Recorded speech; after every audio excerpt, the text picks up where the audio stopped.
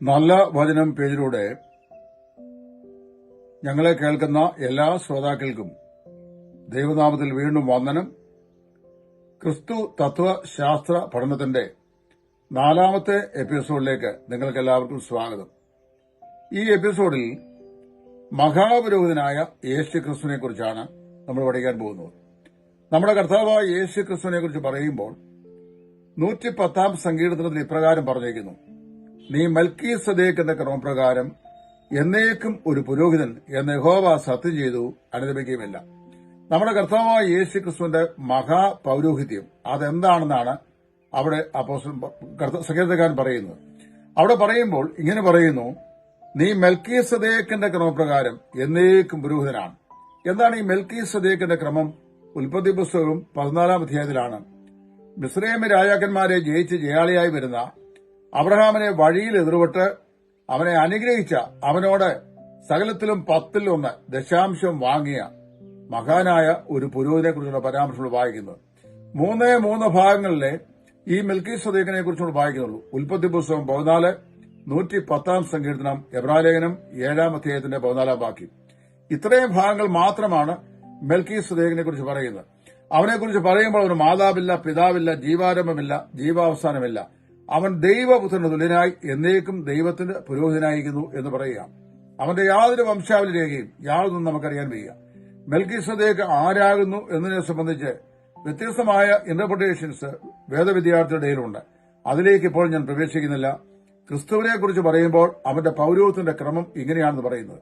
ഇവിടുത്തെ ഓർത്തഡോക്സ് യാക്കോബയ സഭാവിഭാഗങ്ങളിൽപ്പെട്ട ആളുകൾ അവരുടെ വാസ്തവത്തില് അവരുടെ പൌരോഹിത്യ ശുശ്രൂഷയെക്കുറിച്ച് പറയുമ്പോൾ, ക്രിസ്തുവിന്റെ പൌരോഹിത്യത്തെക്കുറിച്ച് പറയുമ്പോൾ, ആദ്യ ആചാര്യത്വം കൈക്കൊണ്ട് അഹരോൻ മോശയോട് ഒന്നിച്ച് സ്കറിയായ്ക്ക് അത് നൽകി. മോശ സ്കറിയ യോഹന്നാനേകി, യോഹന്നാൻ കർത്താവിനും കർത്താവ് ശിഷ്യന്മാർക്കും ശിഷ്യന്മാർ നാനാജാതി ആളുകൾക്കും നൽകി എന്നാണ് അവർ വിശ്വസിക്കുകയും പാടുകയും ചെയ്യുന്നത്. വാസ്തവത്തിൽ അങ്ങനെയാണോ? യോഹന്നാനാണോ കർത്താവായ യേശു ക്രിസ്തു പുരോഹിതം കൊടുത്തത്? യോഹന്നാൻ പുരോഹിതനായിരുന്നില്ല. സെക്കരിയ പുരോഹിതന്റെ മകനായിരുന്നു യോഹന്നാൻ. യോഹന്നാൻ പ്രവാചകനായിരുന്നു. കർത്താവായ യേശു ക്രിസ്തുവിന്റെ പൌരോഹിത്യം 2 നിലയിലാണ്. ഒന്ന്, അഹരോന്യ ക്രമപ്രകാരം, എബ്രായലേഖനം 5-ാം അധ്യായത്തിന്റെ 1 മുതൽ 8 വരെയുള്ള വാക്യങ്ങൾ. 2, മൽക്കീസദേക്കിന്റെ ക്രമപ്രകാരമുള്ള അവന്റെ പൌരോഹിത്യം, എബ്രായലേഖനം 7-ാം അധ്യായത്തിന്റെ 1 മുതൽ 14 വരെയുള്ള വാക്യങ്ങൾ. അങ്ങനെ 2 നിലയിലാണ് നമ്മൾ വായിക്കുന്നത്. അഹരോന്റെ ക്രമപ്രകാരം യേശു ക്രിസ്തുവിന് പുരോഹിതനാകാൻ സാധിക്കത്തില്ല. കാരണം ഇസ്രായേലിലെ പൌരോഹിത്യം സംബന്ധിച്ച് യഹൂദാഗ്രഹത്തിൽ ആരോടും ഒന്നും കൽപ്പിച്ചിട്ടില്ല. പൌരോഹിത്യം ദൈവം കൊടുത്തത് ലേവിയാഗ്രഹത്തിലാണ്. ലേവിയുടെ മകനാകുന്ന അഹരോനാണ്.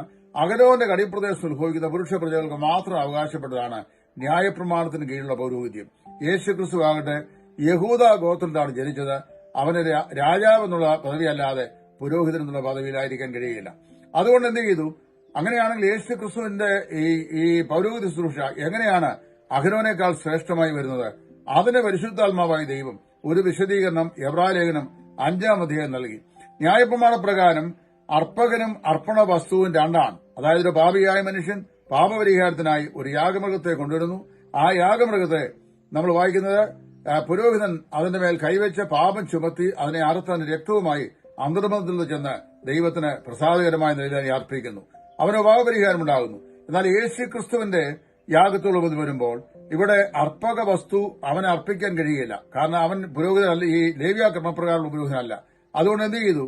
ലേവ്യ ന്യായപ്രമാണത്തിന് മീതെയുള്ള പുരോഹിതനായിരിക്കേണ്ടതിന്, അഹരോനേക്കാൾ ശ്രേഷ്ഠനായ പുരോഹിതനായിരിക്കേണ്ടതിന് അവൻ അർപ്പക വസ്തുവും അർപ്പണ വസ്തുവും താൻ തന്നെയായി. എന്ന് പറഞ്ഞാൽ താൻ തന്റെ ശരീരം നമുക്ക് വേണ്ടി ദൈവസന്നിധിയിൽ യാഗമായി സമർപ്പിച്ചു. അഹരോനേക്കാൾ ശ്രേഷ്ഠനായ പുരോഹിതൻ തെളിയിച്ചു. 7-ാം അധ്യായത്തിലേക്ക് വരുമ്പോൾ അവന്റെ പൌരോഹിത്യം അഹരോന്റെ ക്രമത്തിൽ നിന്ന് വ്യത്യസ്തമാണ്. മൽക്കീസദേക്കിന്റെ പൌരോഹിത്യമാണ്. അത് ഏതാണെന്ന് ചോദിച്ചു കഴിഞ്ഞാൽ ആദിയില്ലാത്ത, ആരവമില്ലാത്ത, അന്തമില്ലാത്ത പൌരോഹിത്യം. മൽക്കീസദേക്കിന് മാതാവില്ല, പിതാവില്ല, വംശാവലിയില്ല, ജീവാരംഭമില്ല, ജീവാവസാനമില്ല എന്ന് പറഞ്ഞതുപോലെ കർത്താവായ യേശു ക്രിസ്തുവിന്റെ പൌരോഹിത്യത്തിന് ആരംഭവുമില്ല, അവസാനമില്ല. നീ എന്റെ പുത്രൻ, ഇന്ന് ഞാൻ നിന്നെ ജനിപ്പിച്ചിരിക്കുന്നുവെന്ന് ആരവനോട് എപ്പോൾ പറഞ്ഞോ അന്ന് മുതൽ അവൻ പുരോഹിതനാണ്, മഹാപുരോഹിതനാണ്. അത് പറഞ്ഞ ആരാണ്?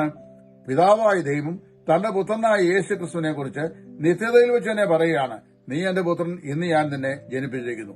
അപ്പൊ അവിടെ ഒള്ളി ബിഗോട്ടൻ എന്ന വാക്കാണ് ഉപയോഗിച്ചത്. ഒള്ളി ബിഗോട്ടൻ എന്ന വാക്കിന് മോണോ ജനേസ് എന്ന വാക്കാണ് ഗ്രീക്കിൽ ഉപയോഗിച്ചിരിക്കുന്നത്. അതിന്റെ അർത്ഥം ആ പിതാവായ ദൈവത്തോട് തന്റെ ഇന്റിമേറ്റ് റിലേഷൻഷിപ്പിനെ കുറിച്ചാണ് പറയുന്നത്. നിത്യത മുതൽ നിത്യനായ പിതാവിന്റെ നിത്യനായ പുത്രനായ കർത്താവായ യേശു ക്രിസ്തു നിത്യനായ ദൈവത്തിന്റെ നിത്യ പുരോഹിതനാണ്.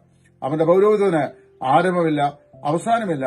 അവൻ എന്നേക്കും ദൈവത്തിന് പുരോഹിതനായി ശുശ്രൂഷ ചെയ്യുന്നുവെന്നാണ് എബ്രായ ലേഖനം 7-ാം അധ്യായത്തിൽ അപ്പോസ്തലൻ സമർത്ഥിക്കുന്നത്. അപ്പൊ ക്രിസ്തുവിന്റെ പൗരോഹിതന്റെ രണ്ട് വശങ്ങൾ, അഹരോനേക്കാൾ ശ്രേഷ്ഠ നിലയിൽ ആ യാഗവസ്തുവും യാഗാർപ്പകനും താൻ തന്നെയായി മാറി. അതുപോലെ തന്നെ അപ്പോൾ അവൻ അഹരോന്റെ പൗരോഹിത്യത്തെക്കാൾ ശ്രേഷ്ഠമായ പൗരോഹിത്യ പദവിയുള്ളവനായി തീർന്നു. എന്നാൽ അതിശ്രേഷ്ഠമുള്ള മഹാപുരോഹിത നിലയിൽ അവന്റെ പൗരോഹിത്യത്തിന് ആരംഭമില്ല, അവസാനമില്ല. അവൻ നിത്യനായ ദൈവത്തിന്റെ നിത്യനായ പുരോഹിതനാണ്. അവൻ എന്നേക്കും ദൈവസന്നിധിയിൽ പുരോഹിതനായി ശുശ്രൂഷ ചെയ്യുന്നു.